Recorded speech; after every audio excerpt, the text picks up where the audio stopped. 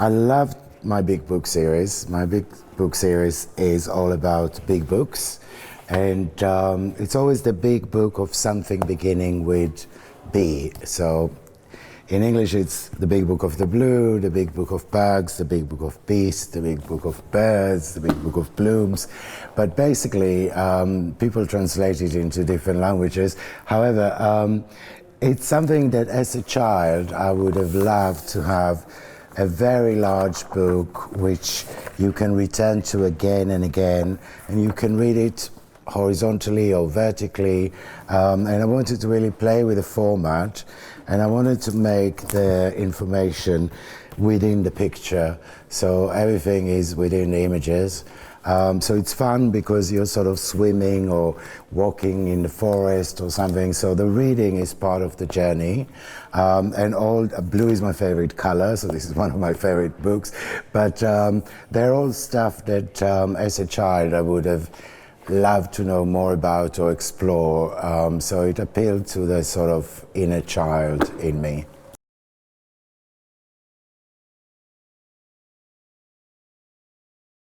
The Big Book of Nature Art is a project that's close to my heart because a lot of my readers are very creative. I think every child is an artist.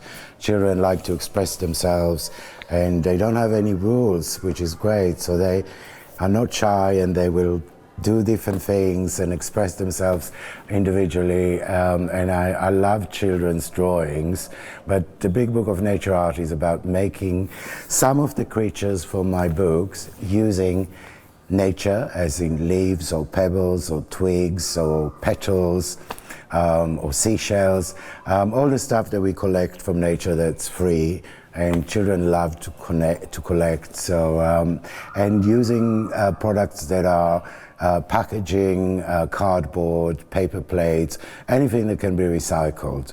So the idea was to make something out of materials that are free and are biodegradable and fun to make. So whether you're making seahorse from a paper plate or whether you're making a bat from leaves and cardboard. I like the fun of making stuff, and I wanted to show children that it's not complicated and you could do it in a few simple steps with everyday materials. I actually call them treasures. So it's like nature treasures and everyday treasures that you find around the home. Everything can be used, collage, and you don't need to be able to draw perfectly. So that was the idea, to encourage kids to look at materials and also use their creativity.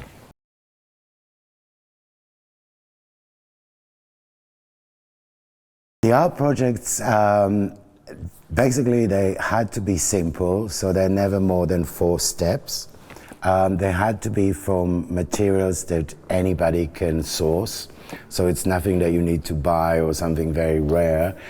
So it's stuff you find in your garden, if you have a garden, or in the park, or when you're going to the beach in the summer and you collect some stuff, or just leaves like autumn leaves and flowers that are withering and you can use the petals. So I wanted to make it very kind of, it's accessible, and I tried to basically make some of the creatures from my books, so it was the ones that I knew children are especially fond of. So we're making sort of paper cup dandelions, and we're making a lot of stuff from boxes, because all this packaging.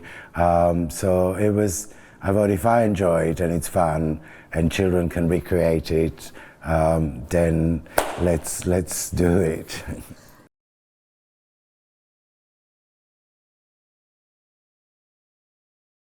For the big books, which are published by Thames and Hudson here, my publisher puts me together with an expert. So somebody who's a biologist or somebody who knows a lot about plants, or some experts from the Natural History Museum.